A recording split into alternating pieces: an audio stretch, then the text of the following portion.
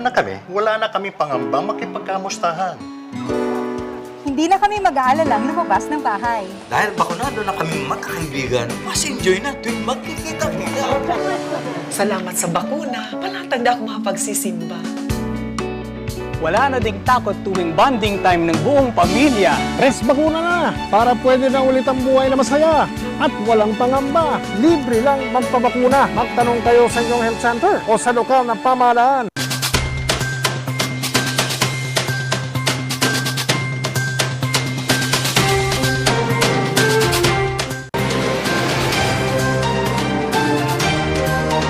Narito na ang mga nagbabagang balita.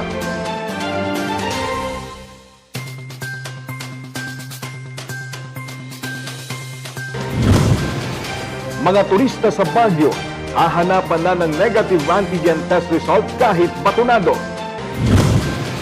Vaccination sa mga bata edad 5 hanggang 11 uumpisahan na sa Pebrero. Mga bakunang binili ng Baguio City, planong ipamigay sa national government. Taxi na sunog. Abra PNP, puspusan ng paghahanda para sa nalalapit na halalan. Ano ang mga elemento ng trafficking in persons? Tatalakayin yan sa Ikaw at ang Batas.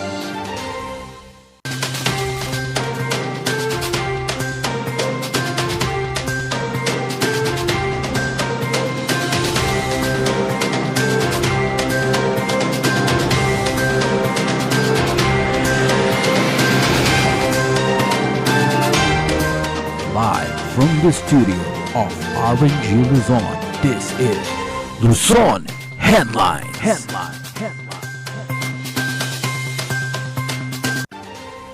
Naimbag Gamalem Amyana na Luzon, hatid namin ang mga mainit na balita.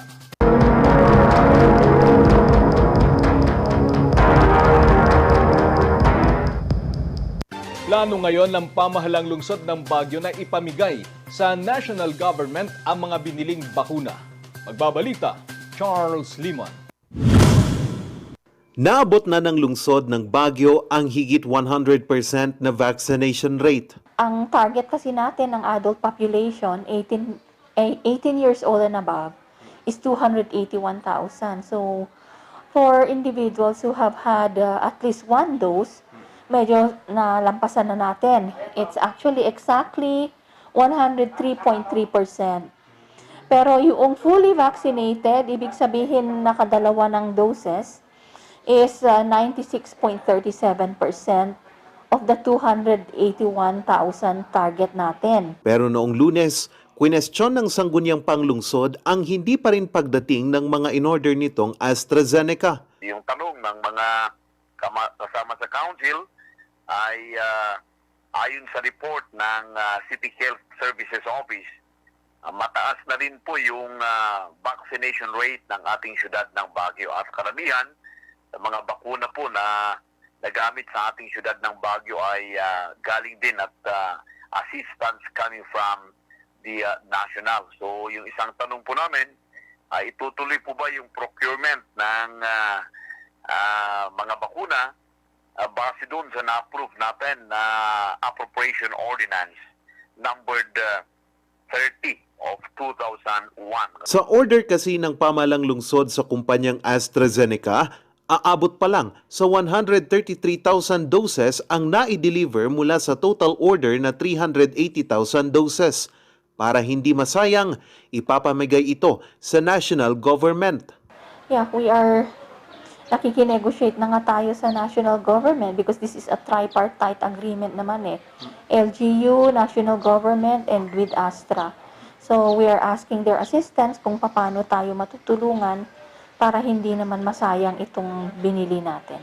Hindi na natin pwedeng iurong yon, but we can use it. We can still utilize the vaccines naman. It will not go to waste. Pero hindi pa naman huli ang lahat dahil pwede pa naman itong gamitin sa booster vaccination.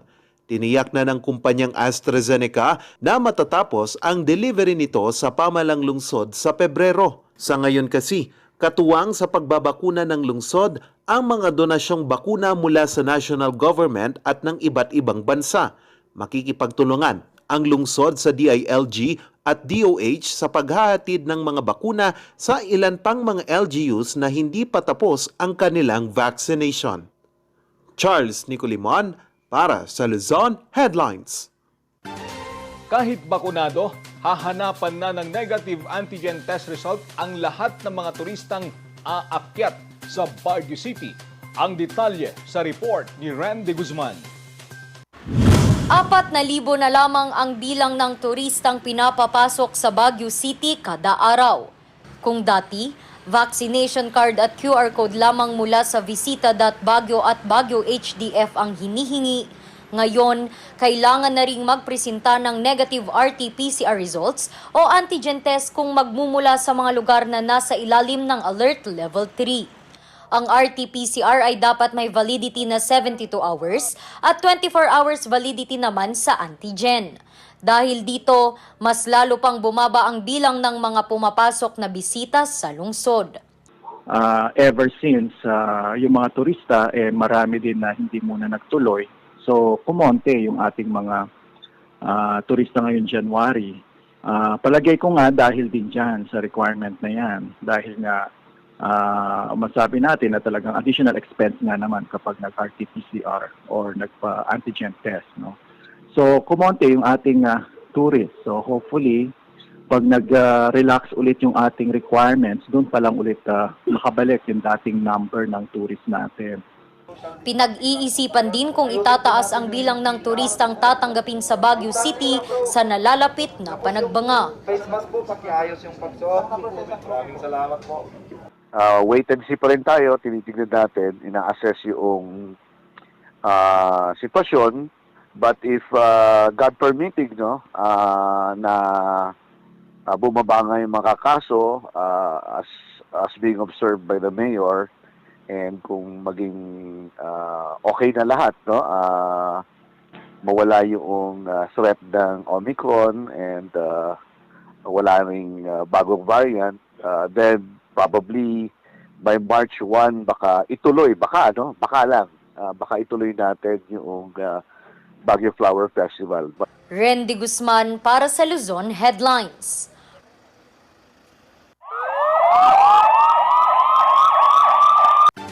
Sa iba pang balita, isang taxi sa Baguio City ang nasunog. Palaisipan pa sa mga otoridad kung ano ang naging sanhi. Magbabalik sa report, Charles Liman. Walang magawa kundi pagmasdan na lang ni Mang Romando ang naiwan sa natupok niyang taxi. Nasunog ito bandang 1:00 ng madaling araw kanina. Wala pa naman itong trabaho kundi pamamasada lang. Ginising ako yung mga kapitbahay ko. Tapos sabi nila, yung mo doon, yung taxi mo doon, nasusunog, sabi. Tapos yung pumunta ako, yun, nakita ko na malakas na ang apoy. Masagit ang kalooban kasi ganyan ang kung sino man ang nagwan yan eh. Kung sino man ang nagsunog dyan. May nakakitang isang bata, nakakitang lumiliyap po yung sasakyan, kaya ni-report niya doon sa ongoing na may lamayan. So doon siguro tumawag na sila sa kinaukulan. Palaisipan sa mga otoridad ang sanhi ng sunog. Sa paunang investigasyon, nagsimula raw ang sunog sa harapan ng sasakyan. Natis siya ka Merkulis. Hindi na kayo bumiyahe kahapon? O hindi na. Tuloy rin ang investigasyon ng nangyaring sunog. Ito na ang ika-4 na sasakyang nasunog sa Baguio. Charles Nicolimon para sa Luzon Headlines.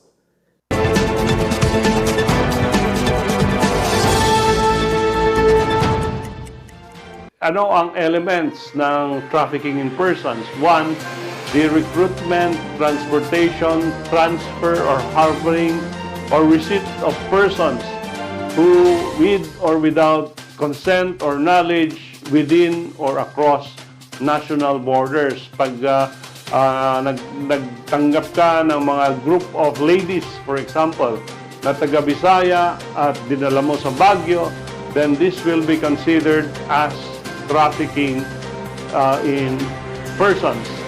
And two, the means used in obtaining or collecting these individuals is the use of force, threat, or other forms of coercion, abduction, fraud, deception, abuse of power or position, taking advantage of vulnerability of the person, or giving or receiving payments or benefits to achieve the consent of a person which you will engage in the so-called trafficking of women.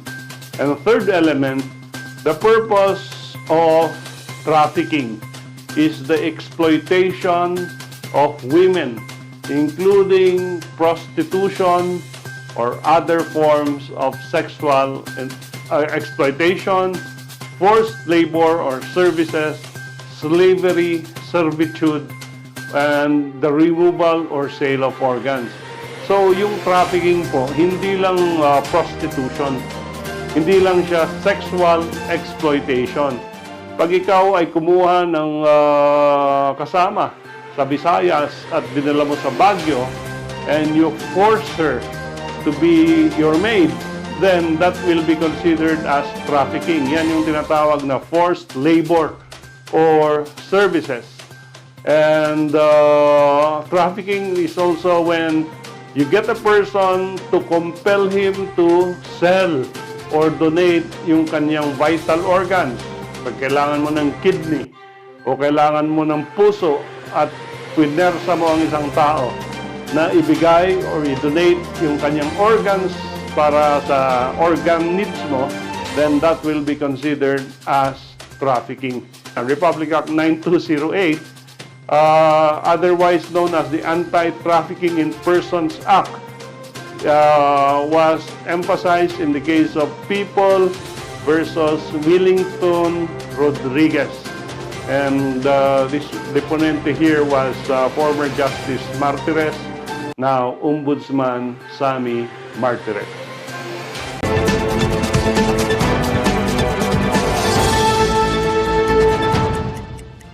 Ang bahaging ito ay hatid sa inyo ng Pines Estate and Gaming Corporation. Abra PNP, puspusan na ang paghahanda para sa nalalapit na halalan. Yan at iba pang balita. Abangan!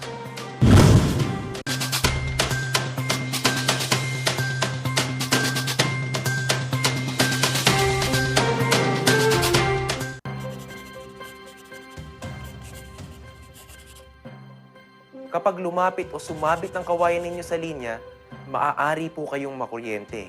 Dahil sa lakas ng kuryenteng dumadaloy sa linyang ito, ang paglapit at pagdikit ng anumang bagay na hawak ng tao tulad ng bakal, kahoy o kawayan ay maaaring maging sanhi ng aksidente o pagkamatay.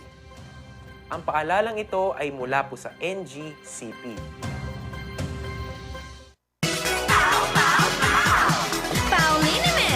Masakit ba ang likod, ang kasu-kasuan?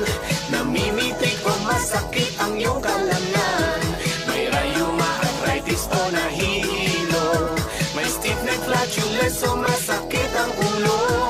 Sa Pauliniment, yung haway, garantisado. Pauliniment, isang pahid ka lang. Dahil walang out sa Pau!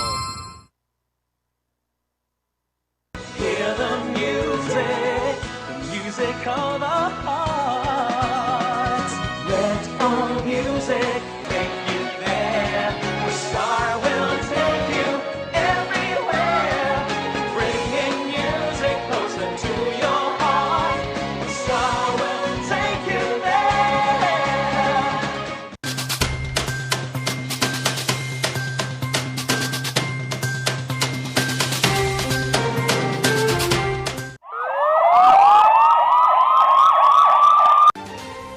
Nakaisip ng bagong paraan ang PDEA para mapaigting ang kampanya laban sa iligal na droga. Ang buong detalye sa report ni Charles Liman. Sa pagpapalakas pa ng PDEA Cordillera ng kampanya nito kontra droga ngayong taon, isa sa mga bagong plano nito ang financial investigation. ang PIDEA may kakayahan na ngayong 2022 mag-imbestiga ng financial investigations ng mga taong persons of interest. Kami ay tinalaga ng Anti-Money Laundering Council para makipagtulungan sa kanila. Sa pagsisimula pa lang ng taon, aabot sa 10 person of interest na ang iniimbestigahan dahil dito. Kumpiyansa ang ahensya sa nasabing estratehiya kung saan target ang mga protektor at mga nakikinabang sa drug trade sa rehiyon. Ang PIDEA, pag nag-implement ng search warrant, kasama sa mga bubusisiin natin yung mga financial transaction ng subject. Hindi lang yung shabu ang kinukuha na namin ngayon. Pati yung mga resibo, pati yung mga cellphone extraction, para makita natin kung sino yung kinakausap nila, sino yung pinapadalan nila ng pera. Inaasahan ng PIDEA na hindi nakakailanganin pa ng ahensya ang mga assets sa pagmanman sa mga person of interest. Anya, malaking bahagi ng drug trade ng rehiyon ang pinansyal na aspeto kaya sakto sa pagsasagawa ng investigasyon. Katuwang ng PIDEA ang DILG at Bangko Sentral ng Pilipinas sa investigasyon. Charles Nicolimon para sa Luzon Headlines.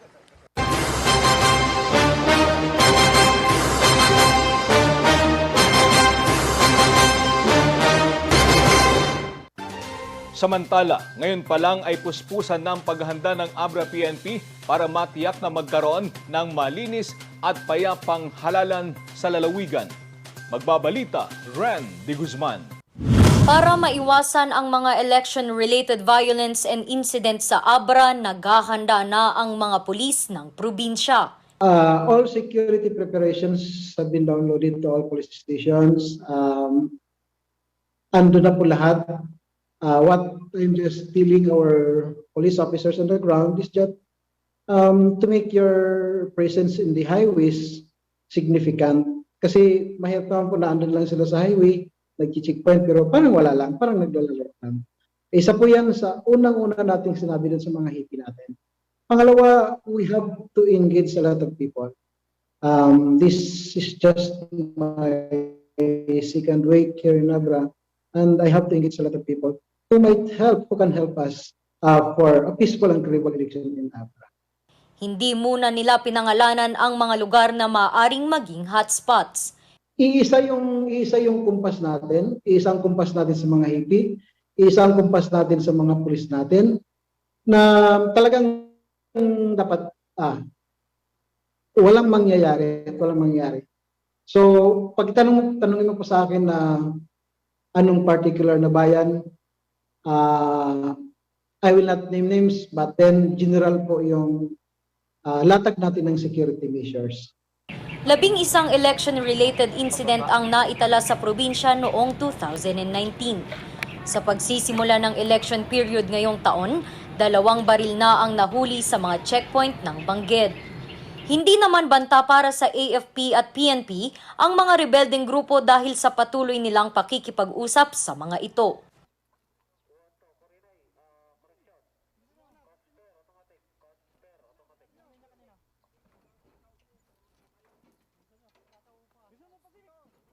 I hope with this, along with our community relations undertaking, I hope we can explain to the people, I hope we can explain to them that, well, there is a working government already. There is no need for them to be there. And we are extending our hands to them. Ren de Guzman para sa Luzon Headlines. Susunod, vaccination sa mga bata edad 5 hanggang 11 uumpisahan na sa Pebrero.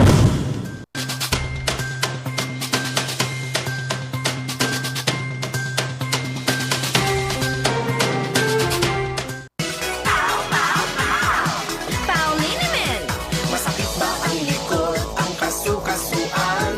Namimitik o masakit ang iyong kalamnan? May rayuma, arthritis o nahihilo? May stiff neck, flatulence o masakit ang ulo? Sa Pauliniment, ginhaway, garantisado. isang pahid ka lang. Dahil walang out sa POW! Hello, good morning, TJ Home Builders po. TJ Home Builders po? Yes po, sir.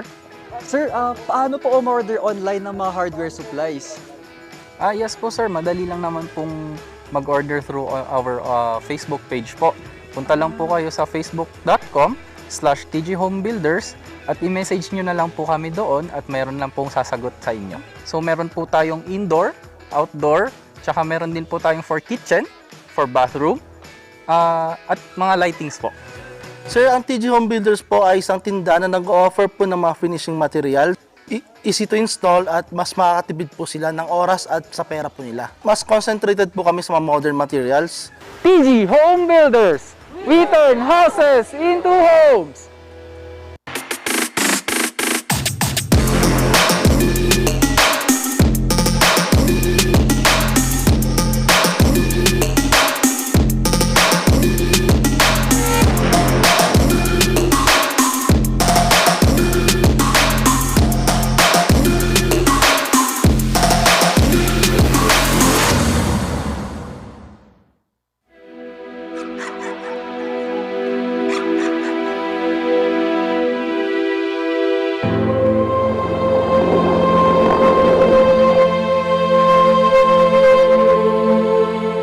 Idol kita, gusto ko maging katulad mo paglaki ko. Ang mga pangarap mo, kayang-kaya nating tuparin dahil lahat na ginagawa natin ay para sa mga kabataang katulad mo.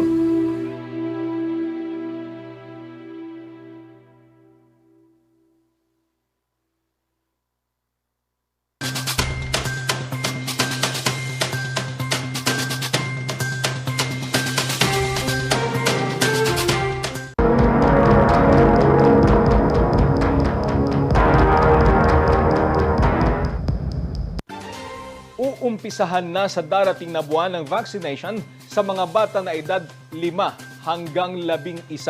Magbabalita, Ren de Guzman. Uumpisahan na sa February 4 ang vaccination sa mga bata edad 5 hanggang 11. Pero kung ang pag-uusapan natin ay prinsipyo ng vaccinology, actually pwede mong pagsabayin. Kaya lang dahil nagbibigay tayo ng bagong bakuna at gusto nating mas maging ingat sa mga reactions, binibigyan namin ng 2 linggong pagitan, yung 2 bakuna. Pfizer pa lamang ang naaprubahan ng Philippine Food and Drug Agency na maaaring ibakuna sa mga bata. Kung ang adverse event, kung ang adverse reaction lang naman po lagnat, then magbigay muna po tayo ng paracetamol kasi aasahan po talaga natin na merong mga batang maglalagnat kaysa loob ng 2 o 3 araw pagkatapos mabakunahan. So bigay muna po tayo ng paracetamol as instruction nung post-vaccination by the healthcare workers. Siguro pag hindi po yan bumaba ng 24 oras despite the paracetamol intake, then tama po na ipakita po or dalhin po sa doktor. Pag-aaralan pa kung bibigyan din ng booster shots ang mga bata. Dito sa Baguio City, umabot na sa halos 5,000 ang mga batang nakaparehistro. Ren de Guzman para sa Luzon Headlines. At yan ang mga balitang nakalap ngayong araw. Maraming salamat at muli, magandang gabi po sa ating lahat. Happy weekend!